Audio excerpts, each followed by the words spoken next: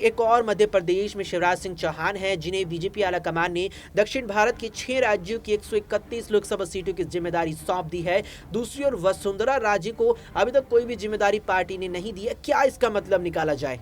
यहाँ पर देखिए, जिस तरीके से वसुंधरा राजे सिंधिया की आपने बात की और जिस तरीके से चुनाव में उन्होंने सक्रियता दिखाई, महिला वोट बैंक को साधने की कोशिश की गई, महिला वोट बैंक को बांधे रखा, क्योंकि बीजेपी के पास यही एक प्लस पॉइंट था राजस्थान के चुनाव में कि जहाँ पर वो कांग्रेस पार्टी से फाइट कर सकती थी। क्योंकि अशोक गहलोत की तमाम जन कल्याणकारी नीतियाँ, जिसका खुद तो प्रचार कर ही रहे थे, देश भर में उनकी नीतियों का प्रचार था। जिस तरीके से कोरोना काल में उन्होंने पूरे इस मामले को संभाला, उस पर संज्ञान लिया, उसके बाद लगातार स्वास्थ्य सेवाएं हों या परिवहन सेवाएं हों या फिर बिजली पानी समेत किसानों को एमएसपी देने की, आपको मैं बता दूं कि अशोक गहलोत की एकमात्र ये सरकार ऐसी रही अक्षय कि यहाँ पर प्रदेश सरकार के खिलाफ किसानों ने प्रदर्शन नहीं किया।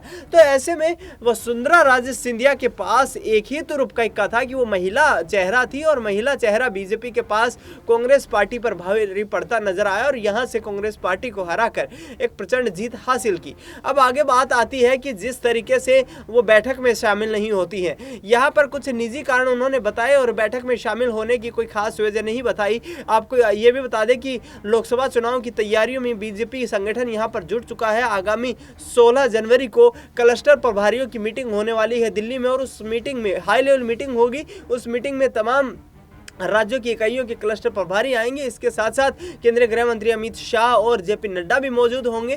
तो अब देखना यही दिलचस्प होगा कि वसुंधरा राजे सिंधिया 2024 के चुनावी जो लोकसभा जो रण है उसमें कितनी सक्रियता से नजर आती है और किस आधार पर बीजेपी हाईकमान उनको जिम्मेदारी देती है और उस जिम्मेदारी को वो किस तरीके से पालन करती हैं या उस जिम्मेदारी पर अपने आप को समेट कर रखती हैं, इस पर बड़ी नजर बनी हुई है।